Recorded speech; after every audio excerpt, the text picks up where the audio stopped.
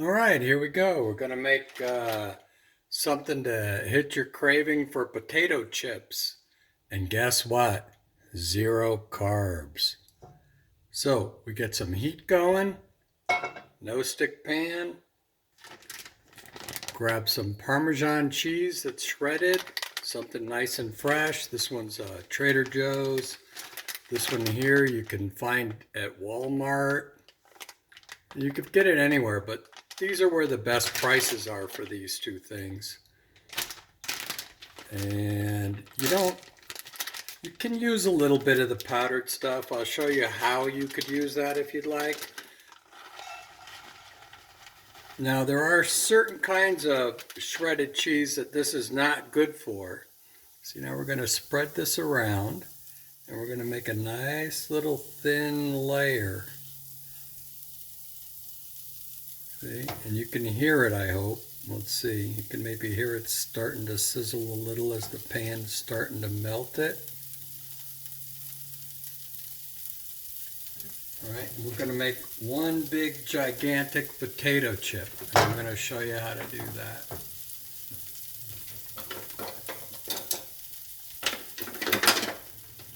And so, as I was saying, so you're going to you could touch it and try to bring in some of these edges. See how I did that? I'm just pushing it in. You don't push it in a lot, you just get those edges so that you can get something kind of roundish going.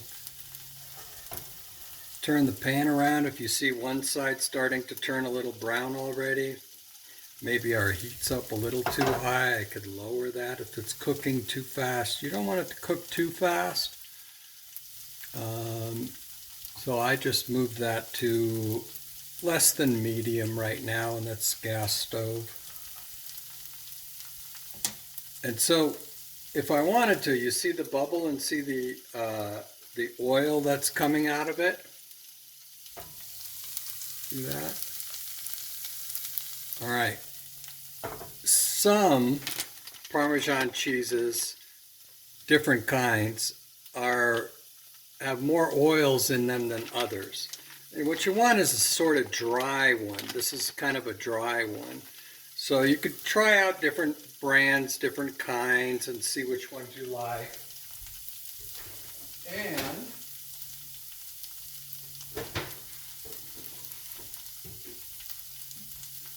you could take some of this and dry it up a little bit. So if you want to, you can actually fill up some of the little cracks and things, because this is Parmesan cheese also. And you could shake some of this on here if you want. Cover up some of the holes.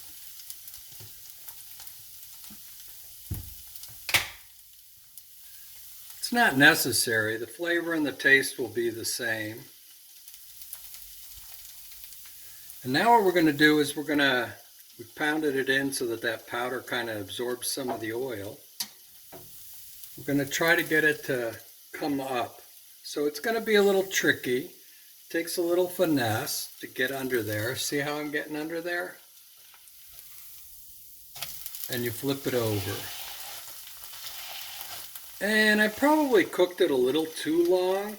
It's up to you and the way you'd like it. But they actually sell these in the store, and they're called Parmesan crisps, and they're square usually in a package near some kind of snack aisle, probably adjacent to potato chips. But they're really expensive, and you could just make your own. I mean, you can make several. You can make 3 about this size with this one package that's $2.50 at Walmart. I don't know how much Heike paid for the Trader Joe's, but it's a lot more in here. All right, and we could check it. See how it's doing. It's smoking a little, so it's done. We get a plate. Put it on the plate and you got yourself a Parmesan crisp. Now just let it sit and cool. See? That's the way I would have liked the other side too, but I left it down a little bit long. But it's still going to taste wonderful as long as you didn't burn it. It's going to be just great. And now let this dry out. Let it get hard so that, and the more it cools down, the harder it gets and it becomes. And then this is a giant potato chip. And then you can have this with some kind of an electrolyte drink or whatever that's flavored instead of a soda or a Diet Coke. Don't drink that shit. Even though it has zero carbs and it's 0 calories and everything else, it's got lots of chemicals. Stay away from those. Those things do other stuff, and they call them chemicals because it has more ways to affect your body chemistry. So, anyways, there's a quick, simple thing. This really only takes a couple minutes to do. I just did it slowly and it took 6 minutes, but you could do it in a minute or two.